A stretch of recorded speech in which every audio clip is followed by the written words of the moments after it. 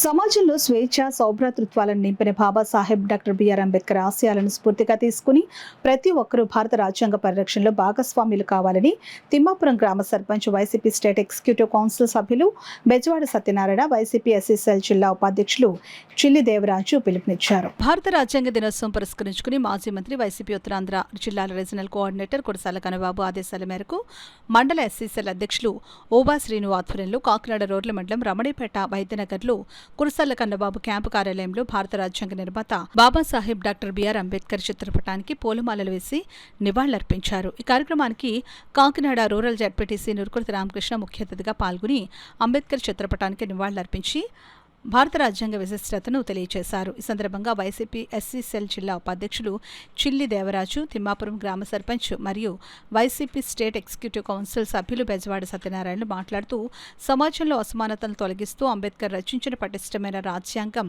ఇతర దేశాలకు సైతం ఆదర్శప్రాయంగా నిలిచిందని కొనియాడారు. సమాజంలో స్వేచ్ఛ సౌభ్రాతృత్వాలను నింపిన బాబాసాహెబ్ డాక్టర్ బిఆర్ అంబేద్కర్ ఆశయాలను స్ఫూర్తిగా తీసుకుని ప్రతి ఒక్కరూ భారత రాజ్యాంగ పరిరక్షణలో భాగస్వాములు కావాలని పిలుపునిచ్చారు.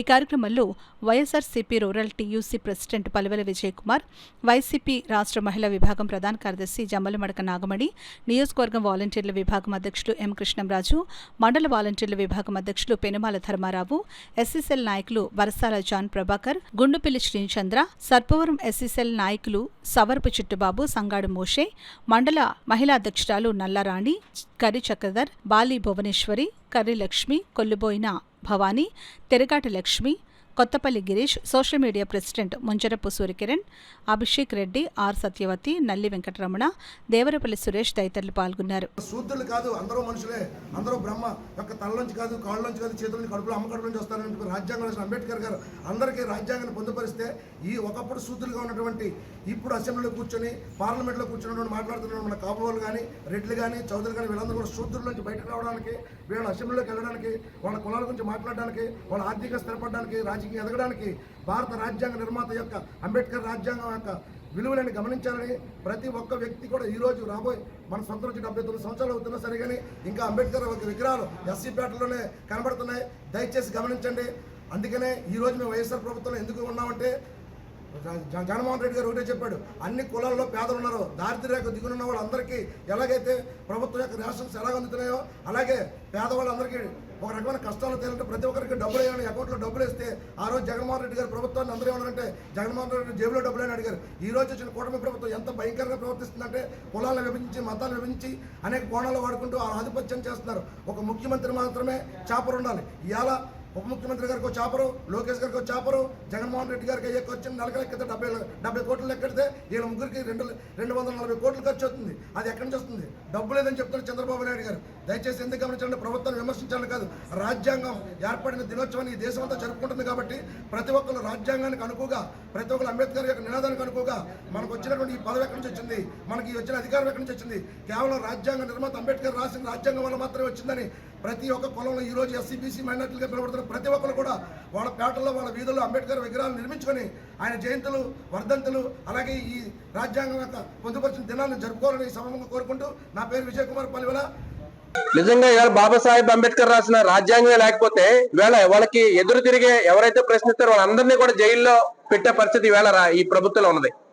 ఈవేళ అందరూ కూడా ఇంత స్వేచ్ఛగా రాజ్యాంగంలో ఉన్నటువంటి అంశాలని పుచ్చుకొని వాళ్ళు పెట్టే తప్పుడు కేసులన్నింటినీ కూడా ఈవేళ కోర్టులు తప్పుదో పట్టిస్తూ ఉంటే అది బాబాసాహెబ్ అంబేద్కర్ ఇచ్చినటువంటి రాజ్యాంగంలోని ముఖ్యాంశాలు. కాబట్టి మా గౌరవ ముఖ్యమంత్రి, మాజీ ముఖ్యమంత్రి, వైఎస్ఆర్ పార్టీ అధినేతలు జగన్మోహన్ రెడ్డి గారు అటువంటి మహోన్నత వ్యక్తికి విజయవాడ నడిబొడ్డులో 150 అడుగుల ఒక మహా విగ్రహాన్ని, అంబేద్కర్ గారి విగ్రహాన్ని నిర్మించి మా వైఎస్ఆర్ పార్టీ అదేవిధంగా జగన్మోహన్ రెడ్డి గారు రాజ్యాంగం నిర్మించినటువంటి అంబేద్కర్ పట్ల అంత శ్రద్ధతో ఆయన విగ్రహాన్ని నిర్మిస్తే ప్రజలున్నటువంటి కూటమి ప్రభుత్వం నిర్లక్ష్యం చేసిన వాళ్ళు విజయవాడలో అటువంటి మహాన్నత వ్యక్తి ఉన్నటువంటి అంబేద్కర్ వనాన్ని, స్మృతి వనాన్ని కనీసం మెయింటెనెన్స్ లేకుండా, అంటే ఇక్కడ జగన్మోహన్ రెడ్డి గారు నిర్మించారు, దాన్ని మనం ఏం చేయకూడదు, అది తప్పండి.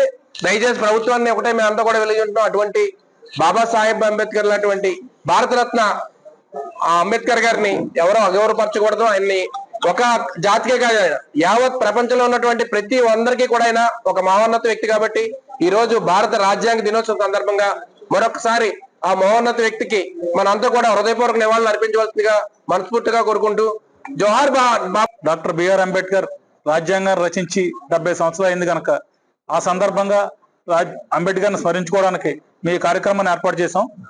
అయితే అంబేద్కర్ అనే వ్యక్తి లేకపోతే మా దళితులకి బ్రతకడానికి ఏ రకమైన మార్గం లేదు. ఈ రోజు మేము తెల్లబట్టలేసి తిరుగుతున్నాం, మాకు ఉద్యోగాలు వస్తున్నాయి, మేము ఆర్థికంగా అభివృద్ధి చెందాం, మేము చదువుకుంటున్నాం అంటే అంబేద్కర్ రాసిన రాజ్యాంగం వల్లే. అంబేద్కర్ లేకపోతే మేము లేము. ఈ రోజు ఓసీల మధ్యన బీసీల మధ్యన మేమందరం కలిసి తిరుగుతున్నాం.